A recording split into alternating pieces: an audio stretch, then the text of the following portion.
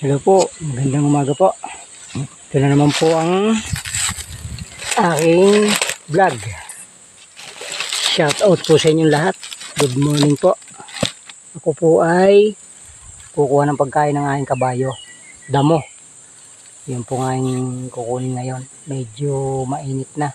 Kasi ako po ay nagtanim uli ng kaunting ube. At siguro po maya maya na konti ay gabi naman.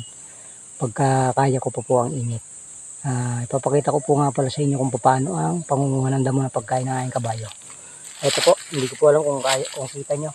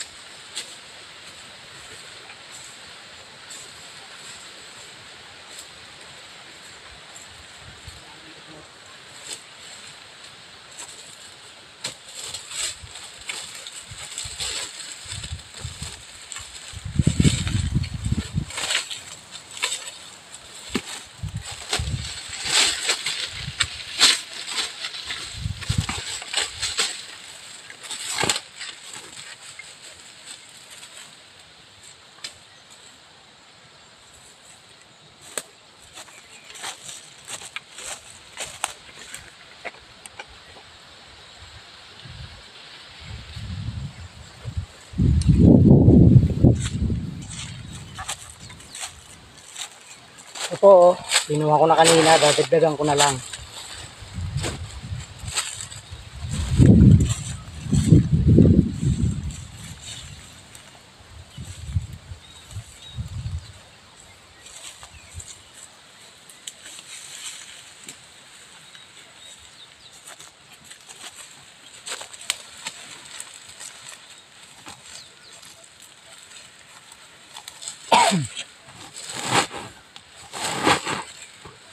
Ganyan lang po kadali ang pagkuha ng pagkain ng kabayo.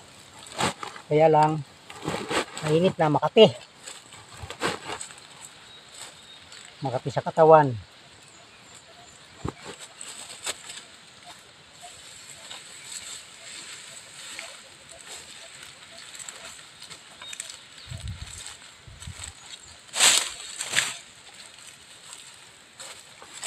Kaya po ako kumuha na nito para mamaya pag lusong ko sa amin pababa eh hindi na po ako mamaya mangunguha mamaya kahapon kasi lalong mainit na.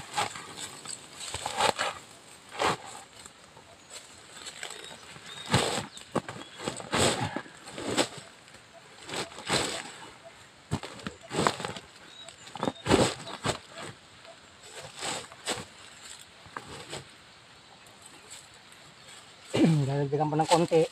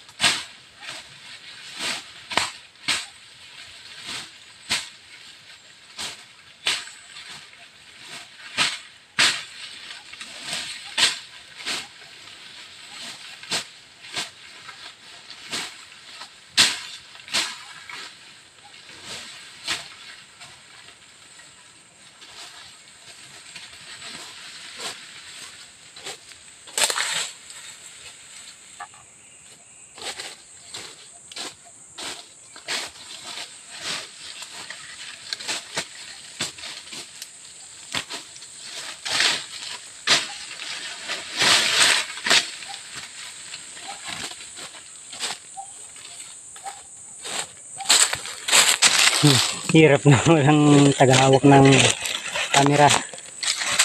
Yan. Hindi naman po pwedeng lagi kong hawak. Yun.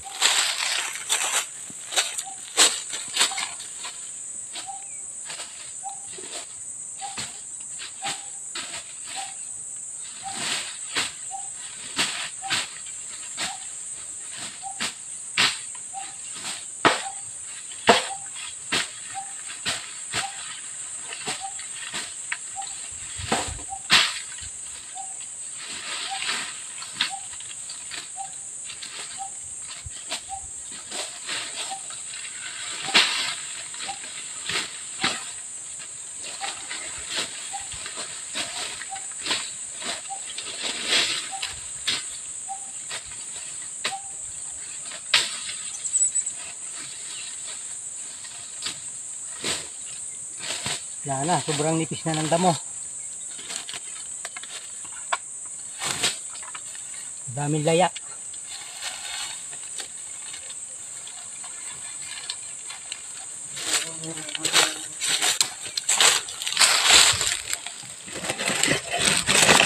Damo, pagkain ng kabayo. Araw-araw na lang.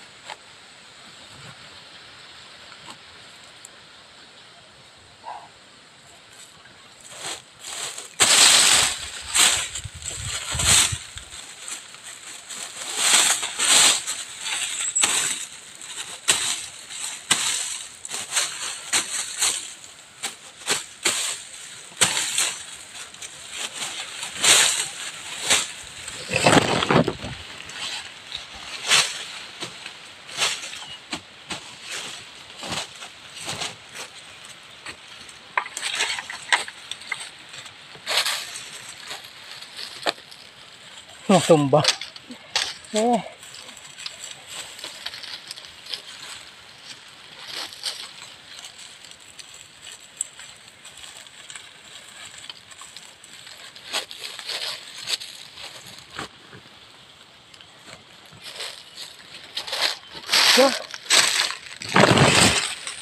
Mainit. Makate. Grabe. Hamot.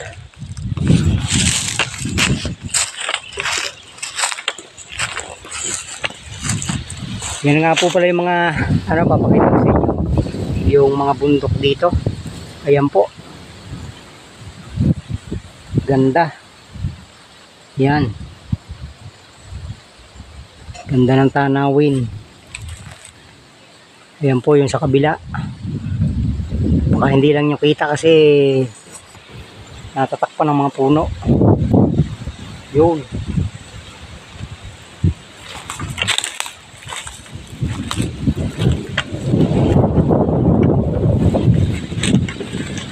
Yung Mount Banahaw ang gusto kong may pakita, kaso hindi ko alam kung kaya ng camera. Cellphone lang kasi ang ginagamit ko, para hindi siya masyadong yun. Ay nako, yun. Tanaw pero ang layo. Yun,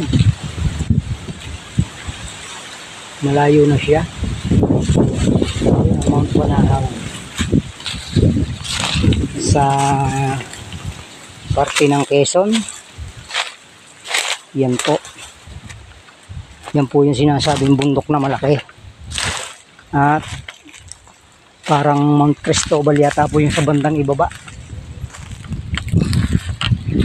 Ang hirap kasi ipakita, gawa ng cellphone ko yun. Ano lang. Yun. Medyo nasa taas po ako niyan. Kaya medyo kita rin yung bundok. Yun. Bahagya ng makita. Mainit eh.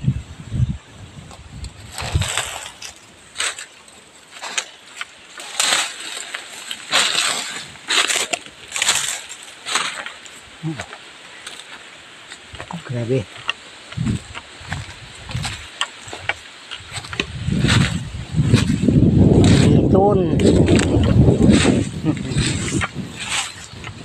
Ito naman po ako dito sa aking ilang punong saging na lakatan. Yan po, kung mapapansin po ninyo ay may bunga na.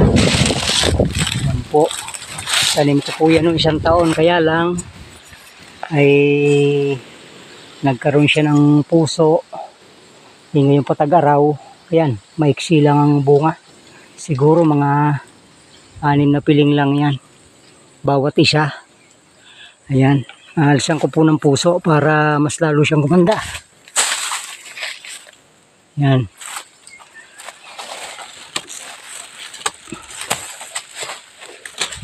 Ayan po. At mamaya-maya naman po magtatanim na ako ng gabi. Ayan. Grabe. Init.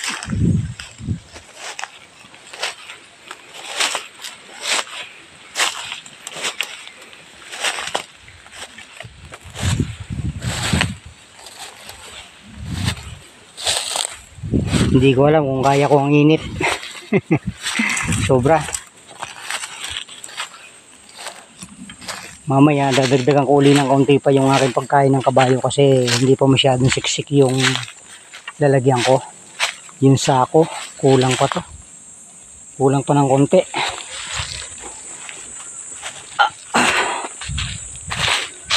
Bigat din.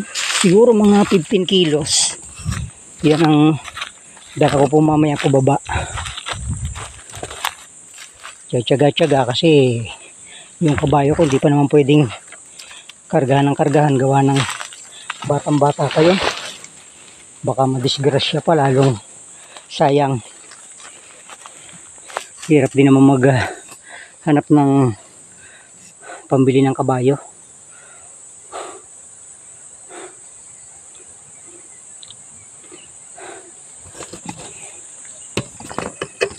Kain muna.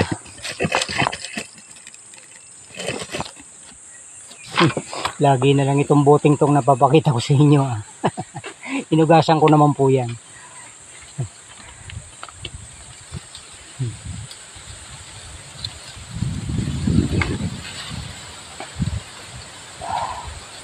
Mamaya kukuha na uli, kukunti na.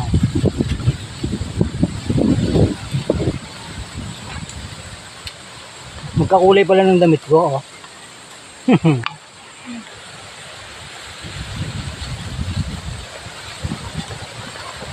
Hey.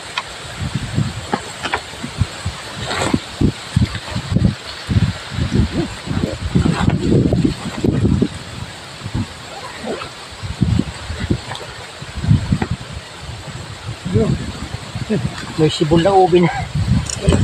Ang agap naman ng ube. Tingnan po ninyo ang ube pagka yung nabubuhay na. Ito po. Yan. Kitang-kita po naman niyo siguro. Yan. Sumibol na siya. Kaya talagang dapat ay magtanim na magtanim kasi malapit ang tag-ulan. Siguradong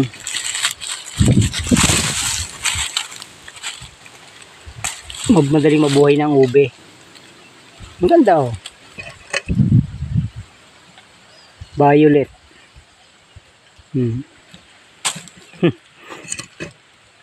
Kaso ililipat ko pa yan kasi hindi naman talaga dapat yan ang pwesto niyan. Siguro nung mga nakaraan baka bunga ito kasi may kasamahan pa oh. Yan.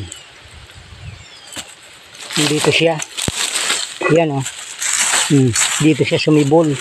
Medyo malaki din.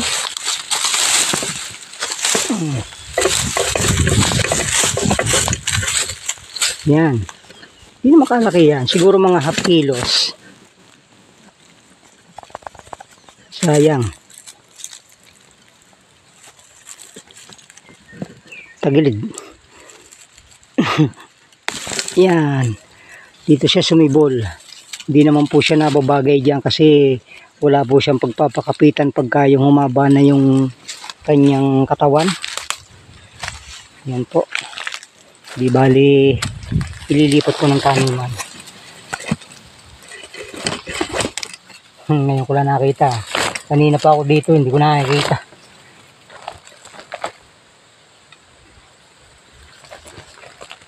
Puputulin na po ulit para mailipat siya. Yun.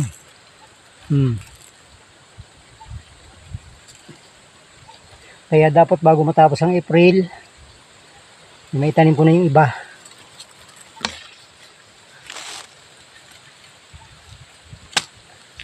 Yan. Bali 3 po. Isang may suloy, isang pangalawa, pangatlo. Yan. Yun. Panglipat na. Pero pwede po itong biyakin kung talagang gusto. Hatiin pang paganon. Kaya lang ako, ay ganito na po.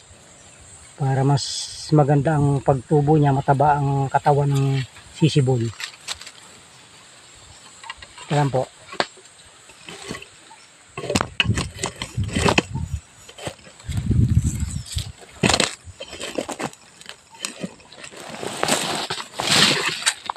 Patag.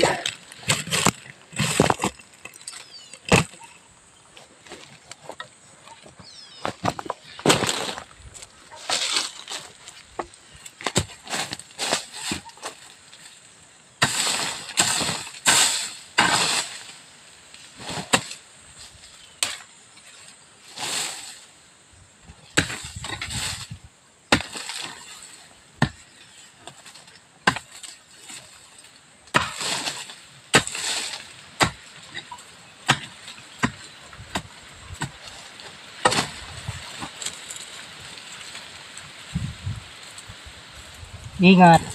Ingatan.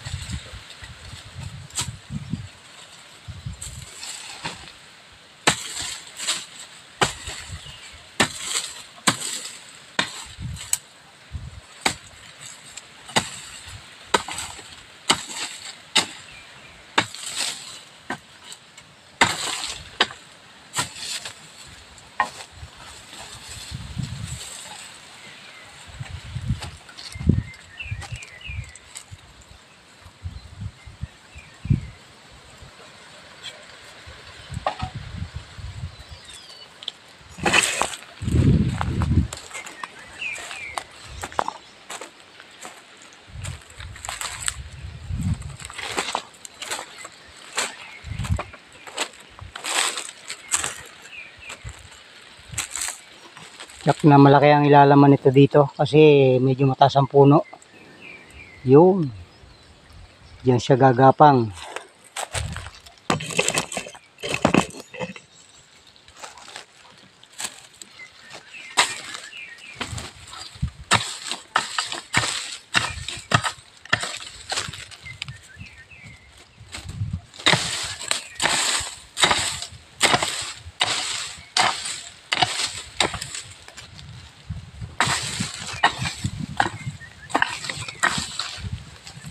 Ito nga po palang tinaniman ko, pinatika na po ito.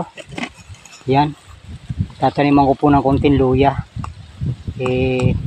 Yung ubi namang nakuha ko ngayon, di dito na po sa malambot na lupa dito. At may pagapangan na rin puno. Yan. Puno. Hindi ko alam kung anong puno yan.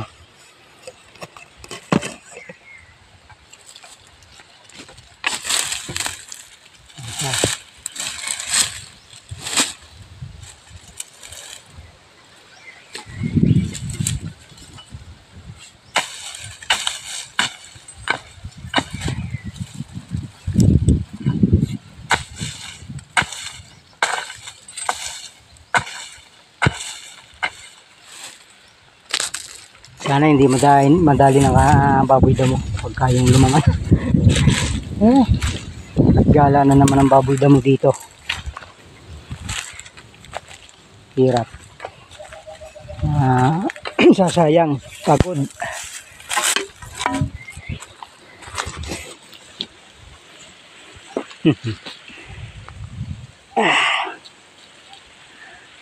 Pinawisan.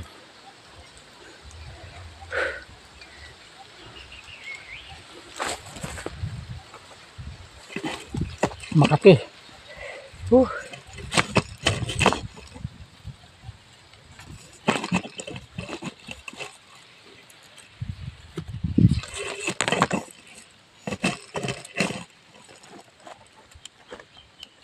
Linggo po ngayon.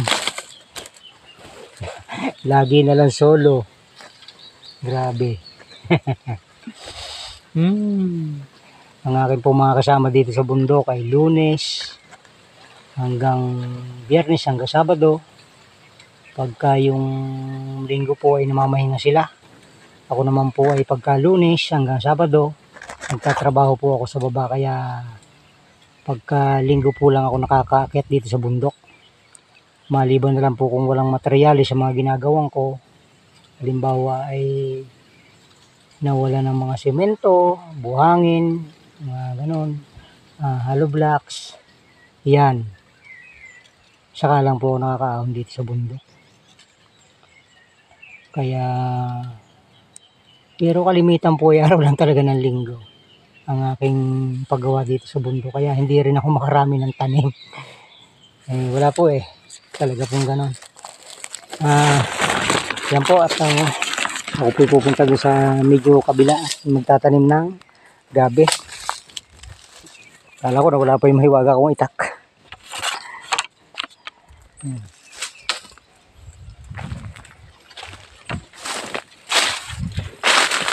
Gabi naman, papakita ko lang po sa inyo mga ilang puno. Siguro tigil lang muna ulit ang video sa masyadong mahaba.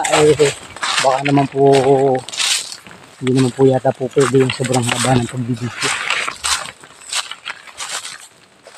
Kaya siguro po mga ilang puno lang itatanim ko at tigil lang muna ulit sa pagbibidyo.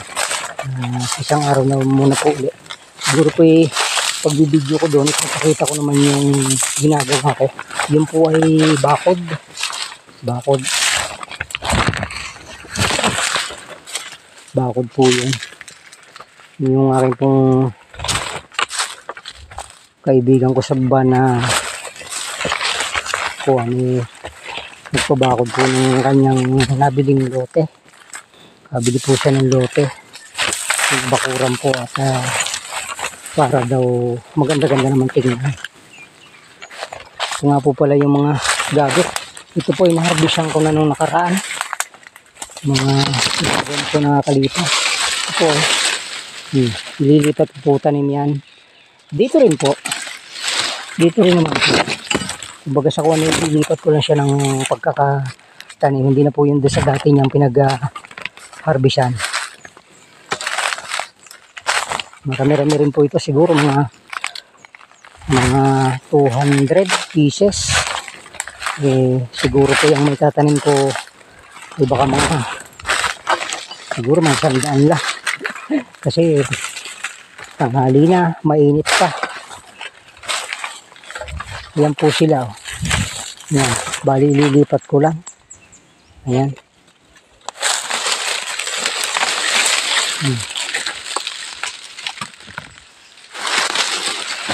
Taro yata po yan sa English. Nagkalamang pa nga. Ayan.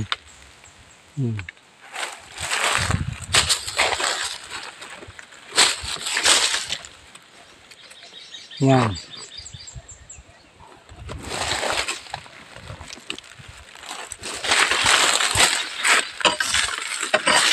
Dapat lang po kasi ito, lagi malinis kasi pagka yung medyo na sukal na siya,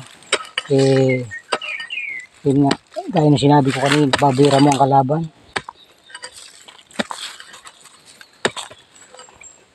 Sayang ang pagod.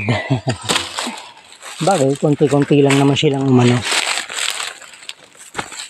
manira ng halaman. Hindi naman po talagang lahat.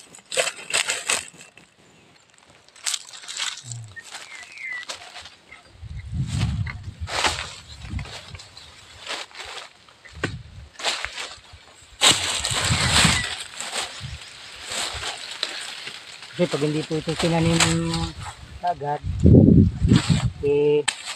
iinit pa ng iinit. Pag ininit, siyempre natutuyo siya.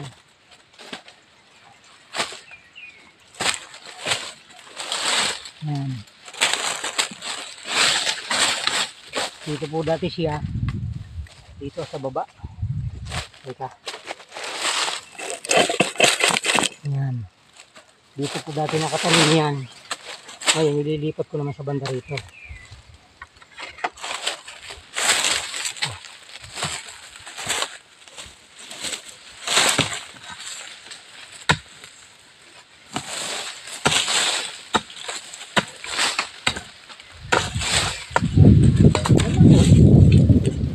Lulubog. Tabunan. Ayan, dahil bata.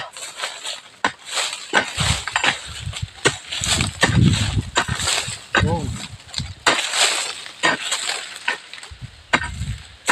Kaya siya.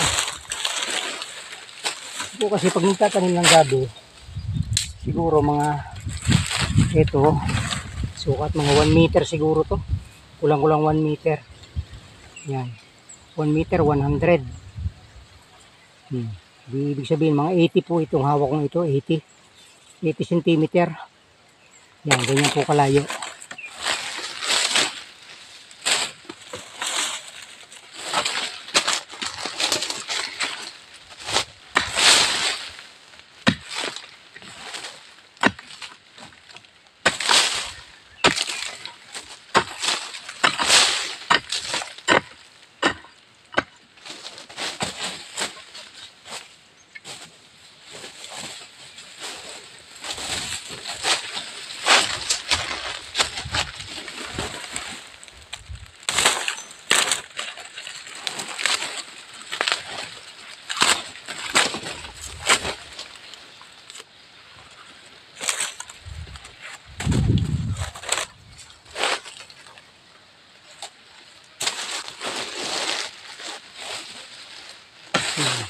Binuli.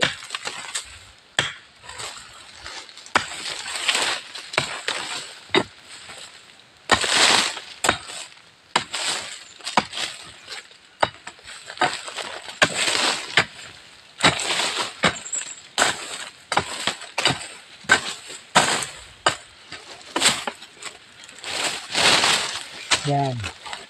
Para din po nagtatanim ng ube. Ang diskarte sa gabi. Yun. Yan. Nakaumbok din po ang lupa, pinatambok.